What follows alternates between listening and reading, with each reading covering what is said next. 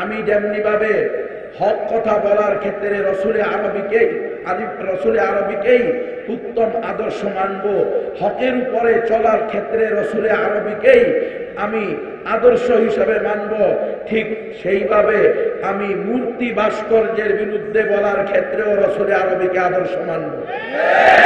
সেখানে কেউ আমাকে রাষ্ট্রদ্রোহীর মামলা দিয়ে, কেউ আমাকে গুম খুনের মামলা দিয়ে, কেউ আমাকে নিষিদ্ধ বক্তার লিস্টে নাম দিয়ে এই ভাস্কর্য মূর্তির বিরুদ্ধে কথা বলা বন্ধ করতে পারবে না, কারণ এটা রসুলের আদর্শ না।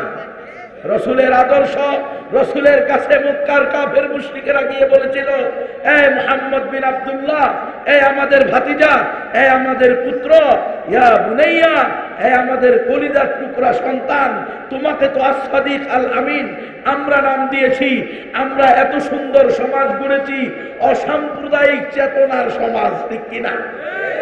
আমরা তো অসাম্প্রদায়িক চেতনার সমাজ দেশ গড়ার অঙ্গীকার করেছি। হিন্দু, বৌদ্ধ, খ্রিস্টান, নাস্তিক, মুরতাদ, বেঈমান সবাই মিলে এক সমান। আল্লাহ রসুল কি এটা মেনে নিয়েছেন? কখনো মেনে নেন নাই। আমরা অসাম্প্রদায়িক চেতনার দেশ গড়েছি।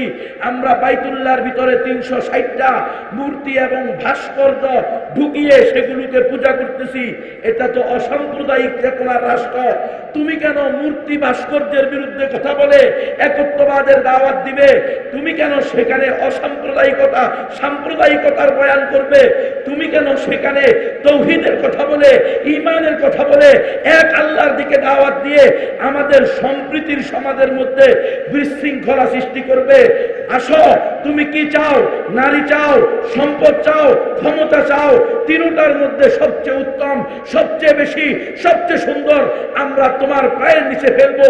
তবুও তুমি আমাদের অসাম্প্রদায়িক চেতনার রাষ্ট্র যেভাবে চায় সেভাবে তুমি আমাদের সাথে গলায় গলা মিলিয়ে চলতে থাকো। আমার রাসূল বলেছে, হে মক্কার কাফের মুশরিকেরা, হে আমার বাচ্চা সারা, হে আমার আত্মীয় স্বজনেরা, হে আমার কওমেরা, হে আমার জাতিরা, শুনে রাখো, যতদিন না তোমরা মুসলমান হও অথবা আমি মুহাম্মদের মৃত্যু হয়, ততদিন আমি মূর্তি ভাস্কর্যের বিরুদ্ধে কথা বলা বন্ধ করব না।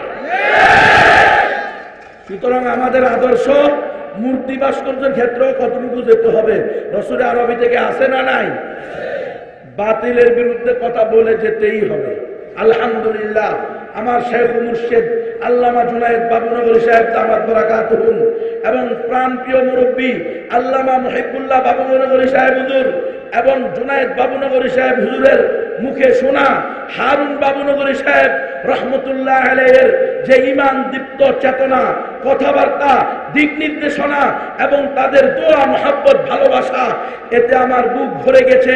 আমরা মনে করি রসুল আরবির প্রকৃত নবীর ওয়ারিস থাকলে ইনারা এখনো আছেন। সুতরাং আমরা এদেরকে অনুসরণ করে যাব। আল্লামা জুনায়েদ বাবুনগরী নিজে আমাকে শুনিয়েছেন, হুজুর বলেছেন, গুনবী আমার নামা হারুন সাহেব, আমার নানা হারুন বাবুনগরী রহমতুল্লাহ আলাইহি আমাকে একদিন বলেছে, হে বাবুনগর জুনায়েদ, এই মাদারেসে কওমিয়াগুলো হলো হক দিন জিন্দা করার জন্য, দিন জিন্দা করার জন্য। সুতরাং যদি এই সকল মাদ্রাসার মধ্যে দিন কায়েমের কথা বলা না যায়, তাহলে ওই সমস্ত মাদ্রাসাকে আগুন দিয়ে পুড়িয়ে দেওয়া হতো। আজকে মাদ্রাসার ভিতরেও আদর্শ কাকে বানানো হচ্ছে? লেনিন, কার্ল মার্কস, মাও সেতুং, আব্রাহাম লিঙ্কন। এজন্য বলতেছি, খবরদার, উলামায়ে কেরামের আদর্শ কোনোদিন আব্রাহাম লিঙ্কন হতে পারবে না। আমরা ইসলামের সাথে যেখানে অসঙ্গতি দেখব সেখানেই গর্জে উঠবো, ঠিক কিনা? আমাদের রাসূল আমাদেরকে পায়খানা প্রস্রাব থেকে নিয়ে, রাষ্ট্র পরিচালনা থেকে নিয়ে পৃথিবী পরিচালনা শিক্ষা দিয়েছেন। আমাদের রাসূল কখনো গণতন্ত্র দিয়ে রাষ্ট্র পরিচালিত করেন নাই। আমাদের সাহাবায়ে কেরাম, খুলাফায়ে রাশিদিন, আল মাহদিয়্যিন কোনদিন গণতন্ত্র দিয়ে ক্ষমতায় যায় নাই। সুতরাং আমরা গণতন্ত্রের পক্ষে থাকতে পারি না। গণতন্ত্র একটা কুফরি, শিরকি মতবাদ। এটা থেকে 100% বারাত ঘোষণা করতে হবে। তাহলে আমি রাসূলের আদর্শকে উত্তম আদর্শ হিসেবে গ্রহণ করলাম। আমার রাজনীতির ক্ষেত্রেও, রাজনীতির ক্ষেত্রেও উত্তম আদর্শ কে হবে? কথা কয় না এখন। কষ্ট পাইতেছ?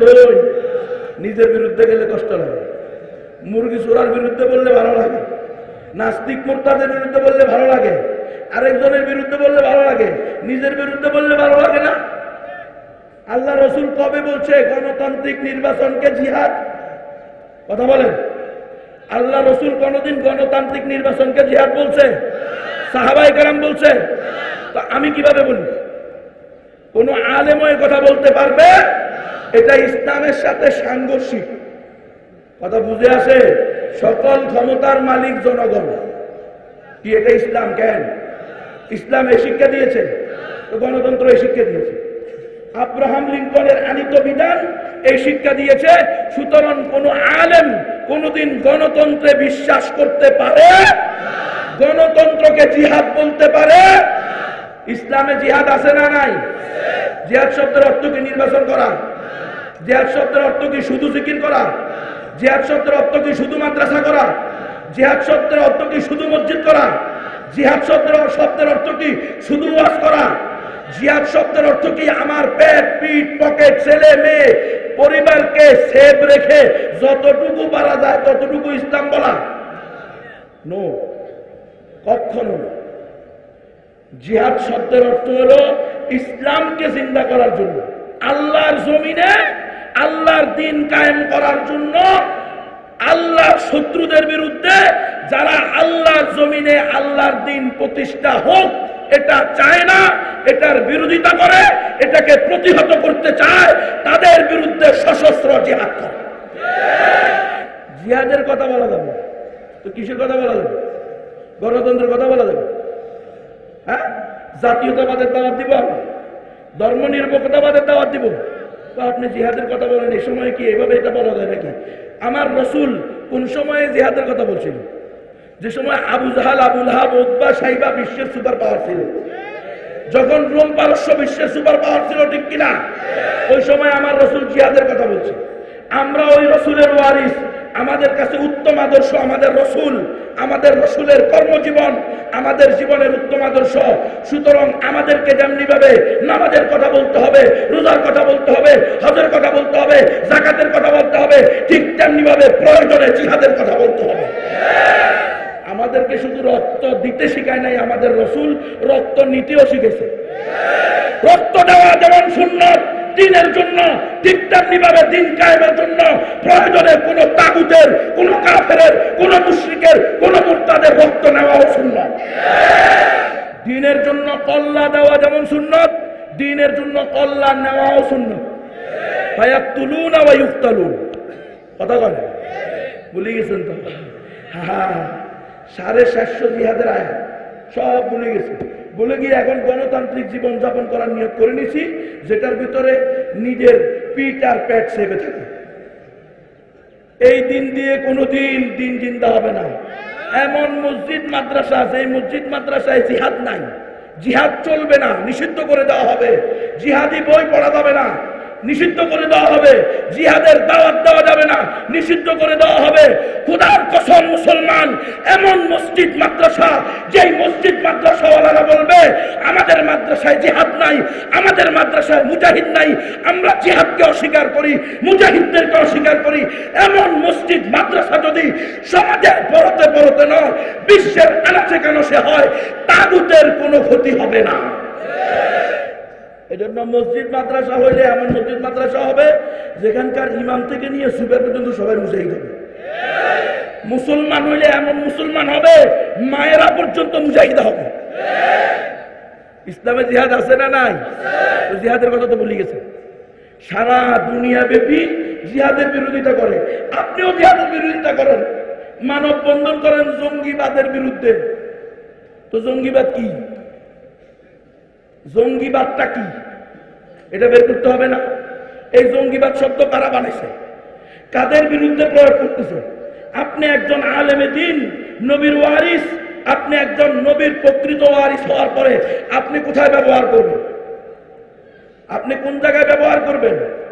আমরা দেশ বিরোধী নয়, আমরা সরকার বিরোধী নয়, কিন্তু দেশ এবং সরকার যদি ইসলাম বিরোধী হয় তাহলে আমরাও তাদের বিরোধী। এটা কোন কথা? ডাইরেক্ট করলে চলবে না, ভেঙে দিতে হবে। দেশ যদি ইসলামের বিরুদ্ধে কোনো পদক্ষেপ নেয়, আমরা ওই দেশের চেয়ে ইসলামকে বেশি ভালোবাসি, প্রয়োজনে দেশ ছেড়ে দিব, ইসলাম ছাড়ব না। কথা বুঝতেছেন আপনারা? দেশ আইন করবে, জিহাদ পড়ানো যাবে না। সরকারি মাদ্রাসা থেকে জিহাদের সকল চ্যাপ্টার বাতিল করে দেওয়া হয়েছে, আপনারা জানেন এটা? সরকারি মাদ্রাসার কোনো বইতে কিতাবুল জিহাদ নাই। এখন আমরা কি পারবো কওমি মাদ্রাসার সকল কিতাব থেকে কিতাবুল জিহাদ উঠিয়ে দিতে? কেউ যদি বলে তার ঈমান থাকবে। কিন্তু প্ল্যান চলতেছে, আন্তর্জাতিক প্ল্যান। এটা এই সরকার আর ওই সরকার না।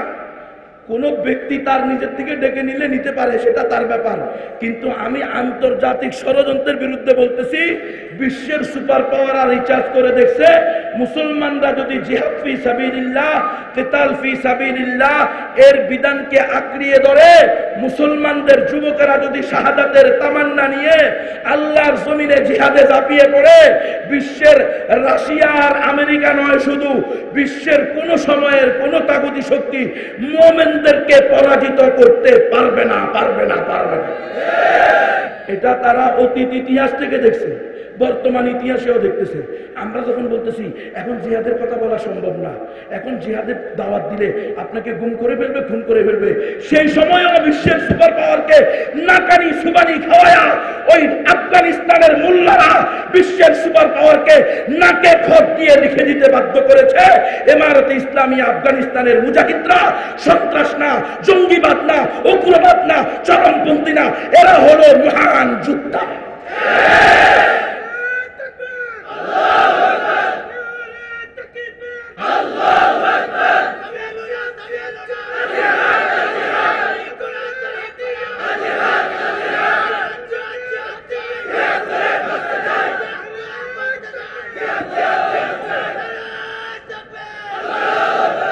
কোন নাস্তিকের বিরুদ্ধে বললে যেমনি ভাবে আমাদের জানের উপরে খতরা আসতে পারে, ঠিক তেমনি ভাবে জিহাদের পক্ষে বললেও জানের উপরে খতরা আসতে পারে।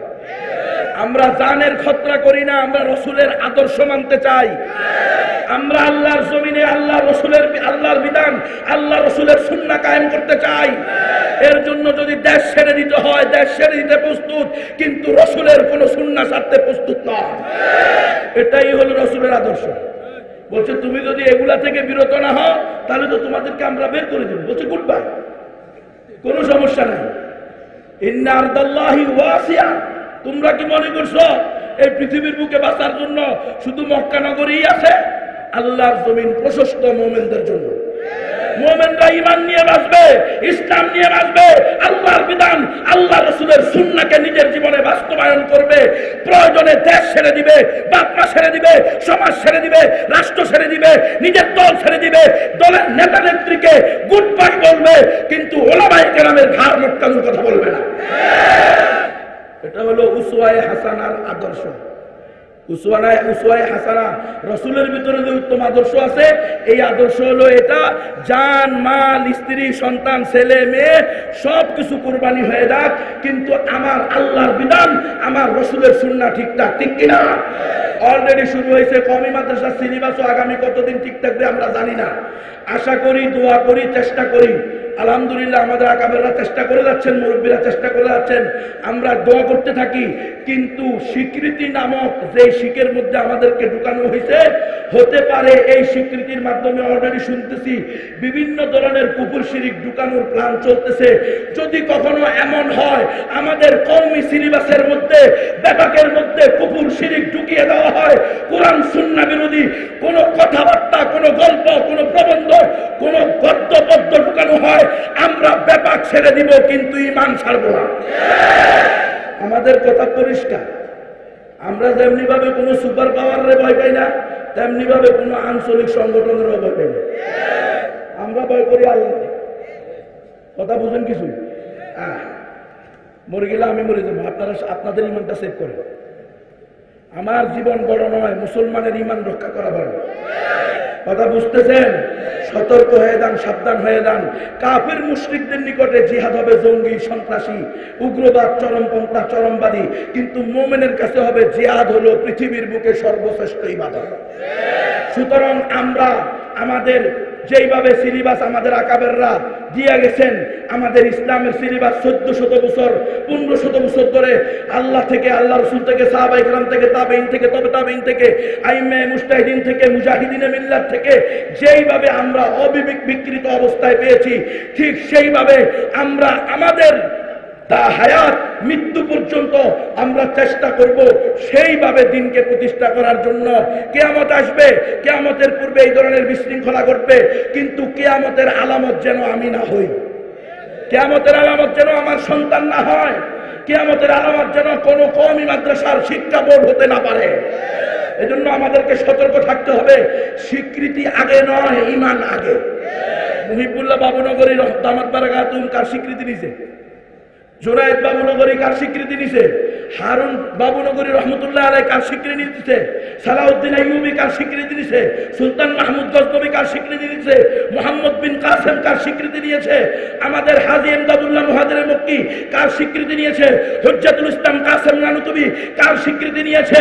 শৈখুল ইসলাম হুসাইন আহমদ মাদানী কার স্বীকৃতি নিয়েছে? হাকিমুল উম্মত মুজাদ্দিদে মিল্লাত আশরাফ আলী থানভী কার স্বীকৃতি নিয়েছে? তারা যদি স্বীকৃতি ছাড়া চলতে পারে, আমরাও স্বীকৃতি ছাড়া চলতে পারবো। তবুও আমাদের তৌহিদি সিলেবাসকে শিরকি সিলেবাসে পরিণত করতে দেওয়া হবে না, হবে না। এটা আমার প্রাণের দাবি, আপনাদের কাছে উদারত আহ্বান। সতর্ক থাকবেন। ইসলামের সবচেয়ে মজলুম বিধান হলো জিহাদ ফি সাবিলিল্লাহ। জিহাদ শব্দটা মুখে নিতে না করে। আমার কাছে খবর পাঠাইছে যে নবীকে বলবেন আবার যুদ্ধ হবে, সংগ্রাম হবে, লড়াই হবে, দেশ আবার স্বাধীন হবে, সব বলবে, কিন্তু জিহাদ হবে এটা যেন না বলে। কেন? কারণ জিহাদ শব্দটা হলো আল্লাহ প্রদত্ত শব্দ। তোমার যুদ্ধ, সংগ্রাম, স্বাধীনতা এই সব কিছু মিলিয়ে তাগুতের ভিত নড়াতে পারে না। তুমি শুধু বলো একবার, প্রয়োজনে কল্যাণ দেওয়ার জন্য, কল্যাণ নেওয়ার জন্য আবার রাসূলের আদর্শকে অনুসরণ করে জিহাদের ময়দানে নামবো, দেখবা বিশ্বের সুপার পাওয়ার পালানোর রাস্তা পাবে না। এই জন্য এরা কয় জিহাদ শব্দটা যেন মুখে না। এজন্য মেহেরবানি করে আপনাদের কাছে আকুল আবেদন, এখানে যেহেতু উলামায়ে কেরাম, তুলাবায়ে ইলম, উলামায়ে কেরামের মার্কাজ বাবুনগর মাদ্রাসা, আলহামদুলিল্লাহ মুহিবুল্লাহ বাবুনগরী দামাত বারাকাতুহু আলিয়া অত্যন্ত মুহাব্বত করেন, ভালোবাসেন। হুজুর নিজে বলছেন আসার জন্য, আপনাদের কাছে কথাগুলো বলে গেলাম। ওয়া মা তৌফিকি ইল্লা বিল্লাহ। আসসালামু আলাইকুম ওয়া রাহমাতুল্লাহ।